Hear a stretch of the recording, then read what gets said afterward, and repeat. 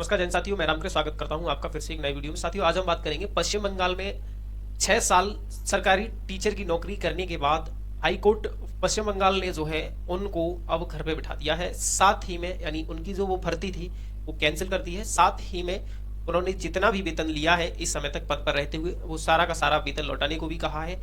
इस मामले के खिलाफ हालांकि पश्चिम बंगाल की सरकार ने जो है सुप्रीम कोर्ट का रुख किया है, लेकिन हम इस वीडियो में आज पूरा मामला समझने की कोशिश करते हैं कि क्या था मामला आखिर में और क्यों इस तरीके की चीजें जो है सामने आई।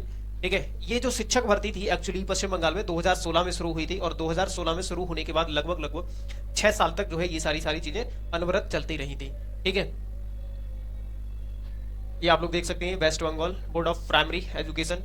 ठीक है, किसी को 24 तो किसी को 38 लाख तक लौटाने होंगे। हाई कोर्ट के ताजा फैसले के बाद सबसे बड़ा सवाल खड़ा हो गया है कि किस शिक्षक को कितना पैसा लौटाना पड़ेगा। स्कूल शिक्षा आयोग के सूत्र बताते हैं कि इस भर्ती में नियुक्त शिक्षकों को 35 से 55 हजार रुपए तक मासिक वेतन मिलता था।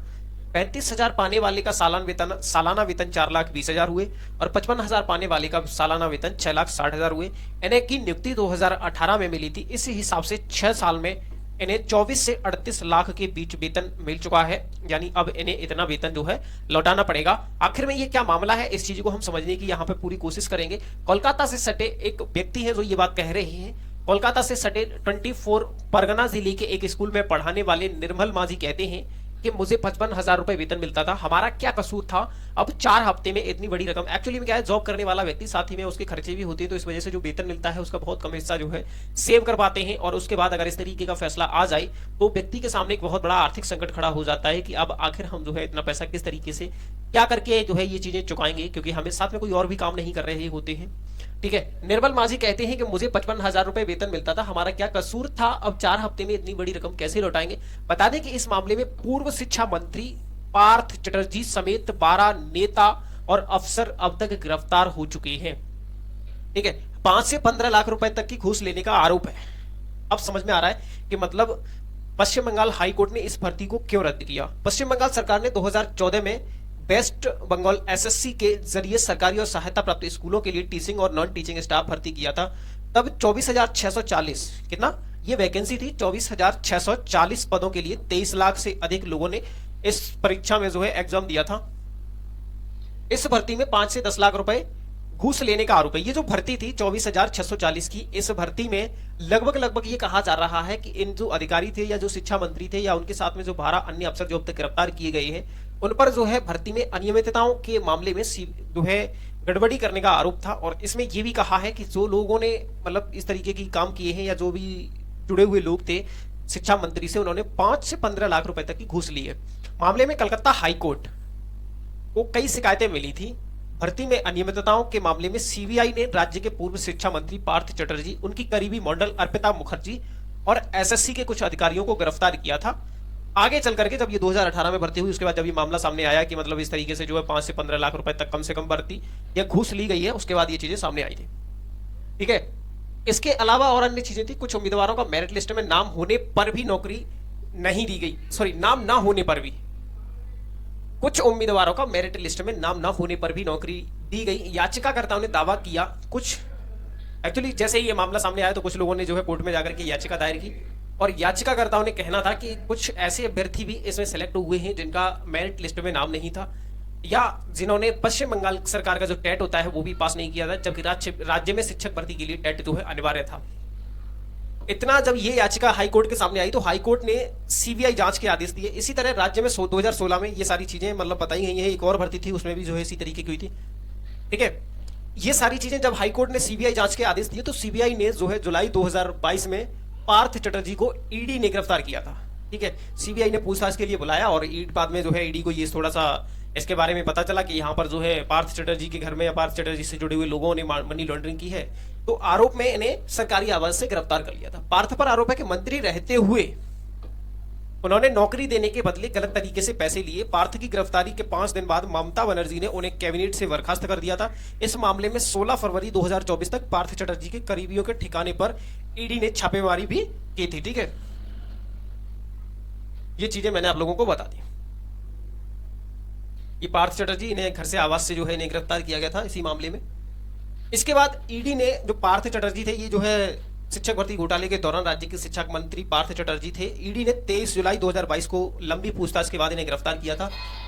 इसके बाद अगर बात करें तो ईडी ने अर्पिता, जो मैंने आप लोगों को बताया कि इनकी एक सहयोगी मॉडल थी, इनका नाम मैं आप लोगों को दिखा दूं यहां पर, ये है अर्पिता मुखर्जी, और ये पार्थ चटर्जी के सहयोगी थी, और इनको जो है बाद में गिरफ्तार किया गया। ठीक है, जब उनके फ्लैट से करीब 21 करोड़ रुपए कैश, 60 लाख रुपए की विदेशी करेंसी, 20 फोन और अन्य दस्तावेज मिले। 24 जुलाई को ईडी ने अर्पिता और पार्थ को गिरफ्तार कर लिया था बाद में। इसके बाद एक और छापेमारी में अर्पिता के घर से 27.9 करोड़ रुपए कैश मिला। इसके बाद 2000 रुपए और 500 रुपए के नोटों के बंडल थे। इसके अलावा 4,431 मतलब 4.31 करोड़ रुपए का गोल्ड मिला था। इसमें 1 किलो सोने की, 3 सोने की ईंटें, आधा किलो की 6 सोने के कंगन और अन्य ज्वेलरी भी शामिल थे, जो कि कहां से मिले थे? अर्पिता मुखर्जी के घर से, इसी मामले में, शिक्षक भर्ती मामले में। ये लोग देख सकते हैं आप लोग, ये अर्पिता मुखर्जी हैं और ये इनके सहयोगी, मतलब जो उस समय शिक्षक भर्ती के मामले का जब ये भर्ती हुई थी उस समय ये राज्य में शिक्षा मंत्री थे, पार्थ मुखर्जी। पश्चिम बंगाल के शिक्षक भर्ती घोटाले की टाइमलाइन को थोड़ा सा हम देखने की कोशिश करते हैं। 2016 में ये भर्ती आई थी, ठीक है, और 2017 में रिजल्ट आया था। एक व्यक्ति है सिलीगुड़ी की, बबीता सरकार। बबीता सरकार का नाम टॉप 20 लिस्ट में आया था। आयोग ने ये लिस्ट रद्द कर दी थी बाद में चलकर। जब ये लिस्ट रद्द कर दी तो 16 नंबर कम पाने वाली अंकिता अधिकारी का नाम टॉप पर आ गया। अंकिता मंत्री परेश अधिकारी की बेटी थी। कौन? एक मंत्री थे उस समय पश्चिम बंगाल सरकार में, परेश अधिकारी, उनकी वह बेटी थी। तो जब उनका टॉप में लिस्ट में नाम आया तो इसके खिलाफ बबीता समेत 2 और कैंडिडेट्स ने हाई कोर्ट में याचिका लगाई।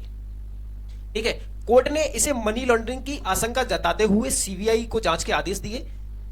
पूछताछ के बाद सीबीआई ने इस मामले में मनी लॉन्ड्रिंग की शिकायत दर्ज की और उसके बाद जो है जांच एजेंसी की शिकायत के बाद मामला जो है ईडी के हाथ में चला गया। ठीक है, 23 जुलाई को ईडी ने चटर्जी को गिरफ्तार कर लिया और अर्पिता को पूछताछ के लिए हिरासत में लिया गया। इसके बाद 25 अप्रैल 18 मई को सीबीआई ने पार्थ चटर्जी से पूछताछ की, क्योंकि वे 2014 से लेकर 2021 तक राज्य के शिक्षा मंत्री थे। क्लियर है? 22 जुलाई 2022 को ईडी ने कोलकाता में चटर्जी और उनके करीबियों के 18 ठिकानों पर छापे मारे। उनके करीबी अर्पिता के घर से लगभग 20 करोड़ का कैश मिला था। ये आप लोग देख सकते हैं, कैश की फोटो है, ठीक है, जो कि वहां से बरामद हुई थी उसके बाद। तो ये आपको पूरा मामला समझ में आ गया होगा कि किस तरीके से इनके सहयोगी जो अर्पिता मुखर्जी हैं उनसे भी जुड़ी अगर कुछ हम खास बातें करें यहाँ पर, तो 2008 से 2014 तक अर्पिता मुखर्जी बंगाली और उड़िया फिल्म इंडस्ट्री में एक्टिव थी, यानी बंगाली और उड़िया फिल्में बनाती थी। ये अर्पिता कोलकाता के बेलघोरिया में रहती हैं और मिडिल क्लास फैमिली से आती हैं। 2009 में कॉलेज में मॉडलिंग की प्रसेनजीत चटर्जी के साथ ममा भागने फिल्म में काम किया था। पिता की मौत के बाद उनकी शादी झारग्राम के बिजनेसमैन से हुई और इसके बारे में इनकी कोई ज्यादा जानकारी है नहीं। ठीक है, 2019 में अर्पिता कोलकाता की सबसे बड़ी दुर्गा पूजा समिति की स्टार प्रचारक थी। इस समिति यानी नकतला उदयन संघ के मुख्य संरक्षक पार्थ चटर्जी ही थे। यहां से जो है इनकी जो है सहयोगियों की करीबी बढ़ी और इसके बाद जो है अभी रिसेंटली में 2024 में 2-3 दिन पहले जो है कलकत्ता हाई कोर्ट ने ये भर्ती को रद्द कर दिया और जो भर्ती में जितने भी शिक्षक भर्ती हुए थे उन सभी से जो है वेतन वापस करने को कहा है। राज्य सरकार इस मामले को लेकर के सुप्रीम कोर्ट में चली गई है। उसका ये कहना है कि सेशन शुरू होने वाला है, अगला शैक्षिक सेशन शुरू होने वाला है। तो शिक्षकों की कमी जो है एक बड़ा मुद्दा बन रही है। इतनी जल्दी जो है हम इतने स्तर पर भर्ती नहीं कर सकते। ठीक है, तो जानकारी कैसी आप लोगों को लगी इस विषय पर आप लोग कमेंट करके बता सकते हैं। ठीक है, थैंक यू सो मच, बहुत बहुत धन्यवाद। जय हिंद, जय भारत।